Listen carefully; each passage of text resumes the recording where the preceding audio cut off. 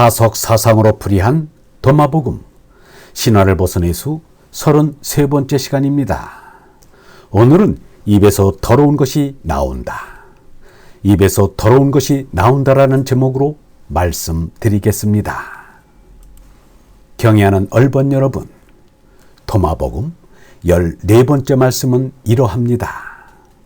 말씀 14.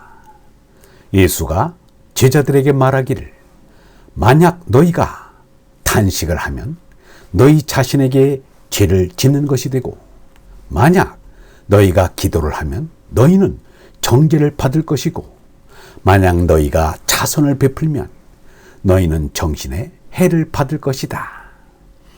너희가 어느 지역에 들어가거나 그 지방을 지나가다 사람들이 너희를 맞아줄 때에는 그들이 대접하는 것을 먹어라. 그리고 그들 가운데 앓는 이가 있으면 고쳐주어라. 왜냐하면 너희 입에 들어가는 것은 너희를 더럽히지 못하나 오히려 너희 입에서 나오는 것이 너희를 더럽힐 것이기 때문이다. 말씀 14는 두 마디로 이루어져 있습니다. 첫째 마디에서는 신앙생활의 핵심이라 할 단식, 기도, 자선에 대해 말하고 둘째 마디에서는 진정 사람을 더럽히는 것이 무엇인가에 대해 가르칩니다. 우선 첫째 마디에서 예수는 단식과 기도와 자선은 죄악을 저지르게 하니 그 말을 하는데 도무지 상식적으로 이해가 되지 않습니다. 예수가 참으로 이렇게 말하였다면 예수는 스승 자격은커녕 평민 자격도 없을 것입니다. 단식은 극기의 방편이요 기도는 하느님께 귀속함이요 자선은 이웃을 사랑함입니다. 마하트마 간디도 일생 동안 10여 차례 단식을 하였습니다. 이 중 21일 동안 굶은 적도 있습니다. 배고픔의 고통은 지독하다고 한다. 그러나 사람다워지려면 이 고통까지도 참고 넘어야 한다. 유영무도 52살부터는 1일 1식을 하여 삶을 단식으로 이어갔습니다. 1일 1식을 하면서도 여러 날 단식한 일도 여러 번 있었습니다. 단식을 하면 몸이 가벼워지고 머리가 맑아져 생각이 잘 됩니다. 왕성한 정신생활을 위해서는 절식, 단식이 꼭 필요합니다. 그런데 말씀 14에서 예수는 단식을 실천하면 큰 죄악을 저지른 것처럼 말하고 있습니다. 우리는 이 말씀에 전제의 말이 빠져 있음을 알 수 있습니다. 곧 사람들에게 보이기 위하여 위선적으로 하는 단식, 기도, 자선은 안 하느님만 못할 뿐 아니라 하느님과 사람에게 큰 잘못을 저지르게 된다는 말입니다. 신약 복음서에서는 전제의 말이 온전히 남아 있습니다. 저렇게 하지 말고 이렇게는 하라는 말까지 상세히 나와 있습니다. 너희는 일부러 남들이 보는 앞에서 선행을 하는 일이 없도록 하여라. 그렇지 않으면 하늘에 계신 아버지에게서 아무런 상도 받지 못한다. 자선을 베풀 때에는 위선자들이 칭찬을 받으려고 회당과 거리에서 하듯이 스스로 나팔을 불지 말라. 나는 분명히 말한다. 그들은 이미 받을 상을 다 받았다. 자선을 베풀 때는 오른손이 하는 일을 왼손이 모르게 하여 그 자선을 숨겨두어라. 기도할 때에도 위선자들처럼 하지 마라. 그들은 남에게 보이려고 회당이나 한길 모퉁이에 서서 기도하기를 좋아한다. 나는 분명히 말한다. 그들은 이미 받을 상을 다 받았다. 너는 기도할 때에 골방에 들어가 문을 닫고 보이지 않는 네 아버지께 기도하여라. 그러면 숨은 일도 보시는 아버지께서 다 들어주실 것이다. 너희는 단식할 때 위선자들처럼 침통한 얼굴을 하지 마라.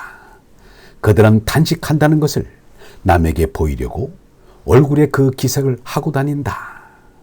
나는 분명히 말한다. 그들은 이미 받을 상을 다 받았다. 단식할 때에는 얼굴을 씻고 머리에 기름을 발라라. 그리하여 단식하는 것을 남에게 드러내지 말고 보이지 않는 네 아버지께 보여라. 그러면 숨은 일도 보시는 아버지께서 갚아 주실 것이다. 예수가 살던 당시 유대계 신도들이 얼마나 위선적인 신앙생활을 하고 있었는가를 우리는 능히 헤아릴 수 있습니다. 바로 오늘의 종교도 어느 것 할 것 없이 대개 위선적인 신앙생활을 하고 있기 때문입니다. 그들의 종교 자체가 얼라의 깨달음을 지향하는 영성신앙이 아니라 몸나의 평안을 구하는 기복신앙이기 때문입니다. 영성신앙은 얼라를 깨닫기 위해 몸나의 짐승성질을 죽이려 애쓰지만 기복신앙은 몸나의 행복을 위해 이런저런 의식에 충실함으로써 부귀를 얻으려 애씁니다. 예수가 유대 교도들을 향해 너희는 하느님도 모르고 하느님도 사랑하지 않는다고 말한 것은 바로 이 때문입니다. 예수의 말은 결코 과격한 게 아닙니다. 실제로 그들은 한 해 동안에 적지 않은 금액의 제물을 성전에 바치고 있습니다. 그들은 또한 613개나 되는 생활율법을 열심히 지켜가면서 송사만 일으키지 않으면 되었습니다. 예수가 말하는 진리니 영생이니 깨달음이니 하는 말은 그들에게 머리 아픈 얘기요 소귀의 경이 끼었습니다. 오늘의 사람들도 그들과 다르지 않습니다. 그러니 유영모의 말이 생각나지 않을 수 없습니다. 세상 사람들의 마음을 보니 진리를 따르는 이는 없고 다 가짜 문명이라는 빛에 홀려 정신이 나간 것 같다. 이에 참으로 참된 마음으로 하느님께 기도드리고 싶은 것은 모든 인류가 하느님의 은혜로 마음속의 진리의 한 점을 깨치고 나오기를 빌 뿐이다. 하느님을 자꾸 말하면 실없는 소리가 된다. 실없는 말과 짓을 깨뜨려주는 가르침이 있으면 그것이 참 종교일 것이다. 참 사람은 자기를 나타내려고 하지 않고 자꾸만 숨으려고 한다. 자기를 반성하여 깊이 숨으면 숨을수록 더 빨리 고치가 될 것이다. 숨으면 숨을수록 더 기쁨이 충만하게 된다. 그것은 하느님을 향해 더 높이 올라갈 수 있기 때문이다. 하느님을 찾는 사람은 하느님의 향내를 할 수 있는 신비를 느껴야 한다. 신비를 느끼려면 자신의 무지, 부지를 알아야 한다. 스스로가 아무것도 모르는 소자임을 알아야 한다. 하나는, 절대는, 전체는 아무도 알 수 없는 영원한 신비이다. 이 하나의 임을 그리워하고 사랑하는 것이 참된 크리스천이다.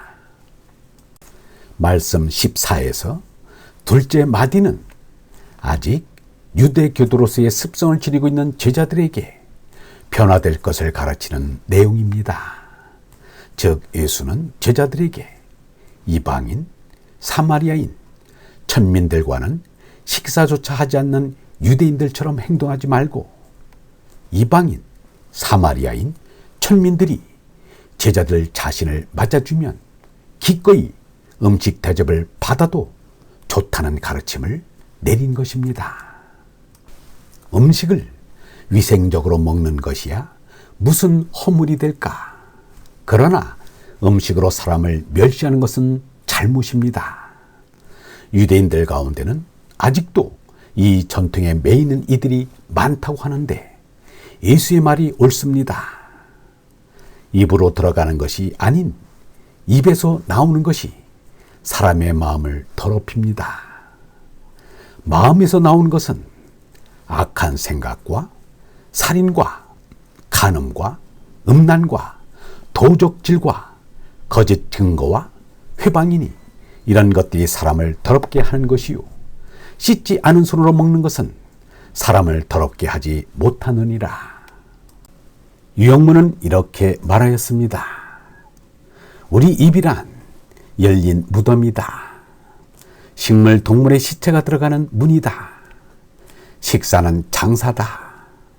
우리 몸뚱이가 더럼 타지를 않는다고 이 몸은 온통 더럼이다.